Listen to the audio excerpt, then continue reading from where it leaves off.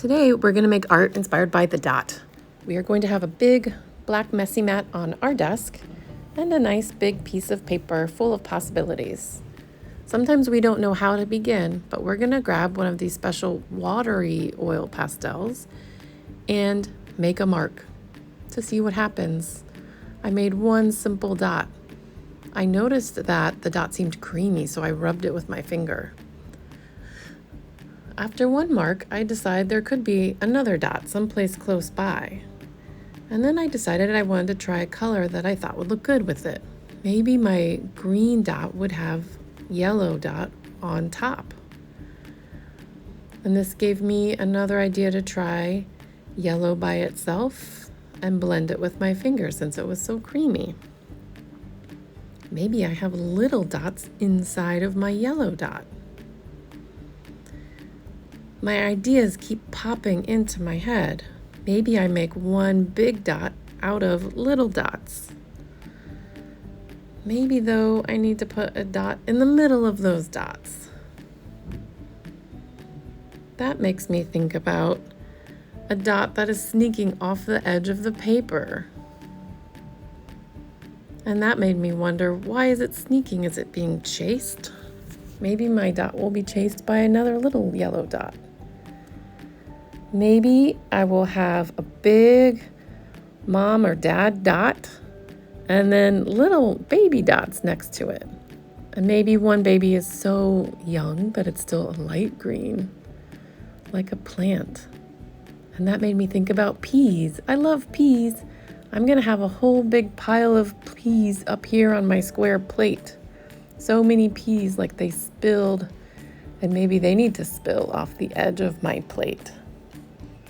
You can see that starting with one dot has really made my imagination go crazy. How many more colors have I not used yet? Maybe I need to do a really gigantic dot. That makes me think about the sun. I look at the sun and it leaves a dot on the inside of my eyelids.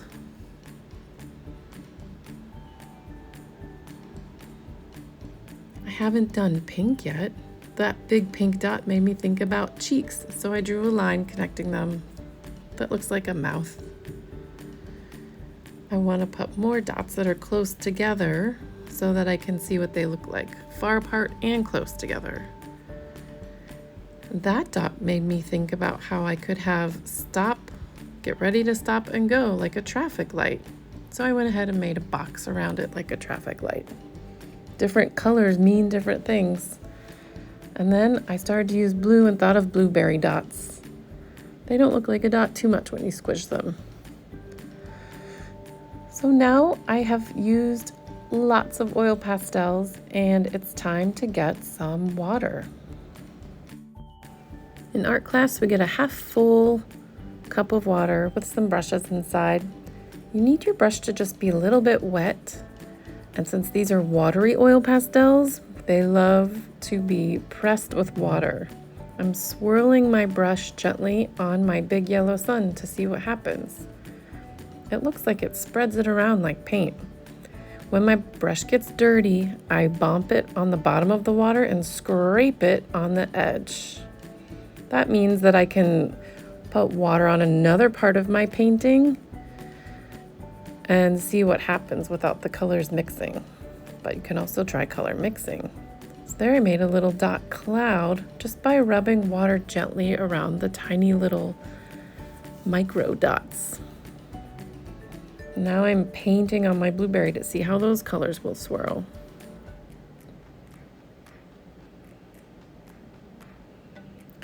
Every time I use my brush, I'm going to bump it in my water and scrape it on the cup. I wanted to see what water in a circle would look like around my circle dots. And I wanted to fill in some other areas where I was thinking about my traffic light. So you get the idea. Today is a day of playing with dots and then adding water to see how it changes your dots. It's a good day to practice cleaning your brush every time you use it. so that the colors don't get too muddy or brown.